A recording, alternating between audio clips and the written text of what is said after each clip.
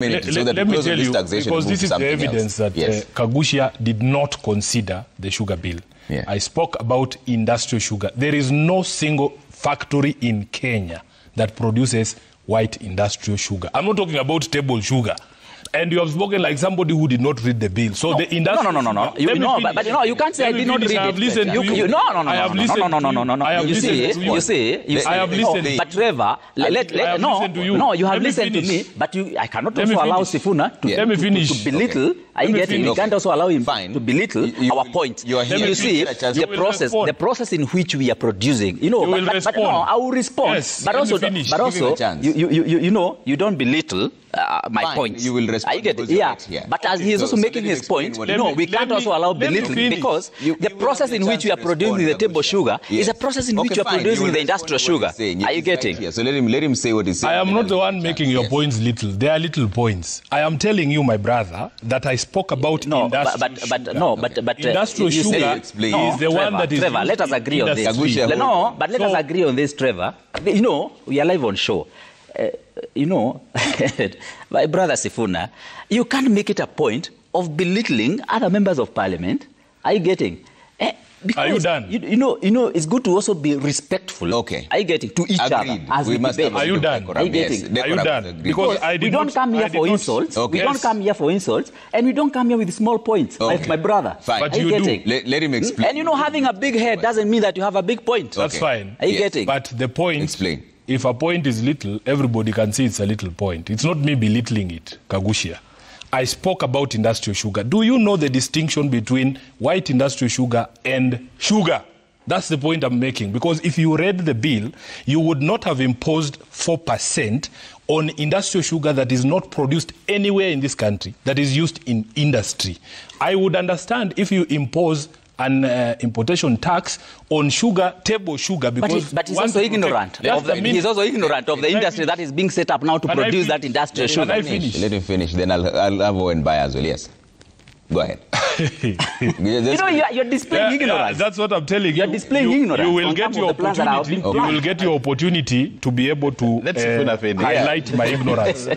After I'm finished exposing your littleness, you will expose my hypocrisy or my ignorance. It's already telling you that you're ignorant about the plans that the government is split. Don't heckle Kaguchia. Are you getting? Just relax. Just relax. Where to live to? I am saying you passed a law without considering it. And it's not the only law. It's many laws. You are telling us stories here about coffee or nini. I asked a very simple question. Did you consider the sugar bill and its implications on industry and the prices of things that it is a key ingredient in, including bread? In my view, you did not consider it, because at the Senate, we are going to propose certain amendments, Trevor, to exempt that tax until local industry has the capacity to produce white industrial sugar. You understand what I'm saying? So when I tell you that you did not consider the bill, you are showing it here that you actually did not consider the bill. And members of parliament are required to read and understand what they are passing.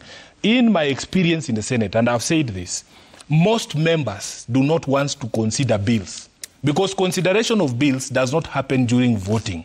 It is a three-step process. First you consider, then debate, explain to the people why you are supporting a certain proposal or why you're not supporting a certain proposal. So all of these things that we are saying, when a farmer receives a benefit, that benefit should remain with the farmer. You are not receiving a benefit so that you can pay higher taxes. If you have reduced my cost of production, yes, I may remain with extra coins in the pocket, but the purpose of the subsidy or the benefit you conferred as government or the reduction in the cost of production was not so that I can be in a position to pay more taxes. Which are these farmers you speak to?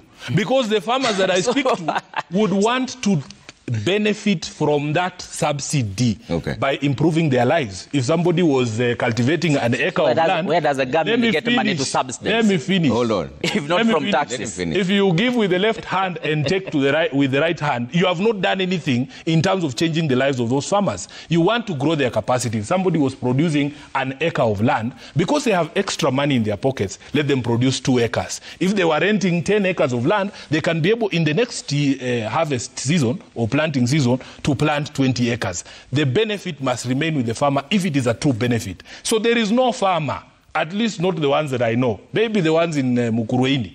The ones I know want that if you bring a program to aid them, if you have brought a program to lower the cost of production, that benefit should remain with me. You cannot come to tell me that now you need to pay more taxes. This is why your logic most of the time doesn't make sense. And when it is pointed out, you become hysterical, where does the money, you become emotional. No, but where does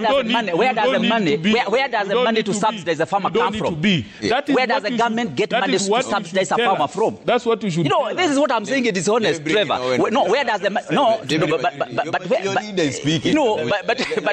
Trevor, where does the government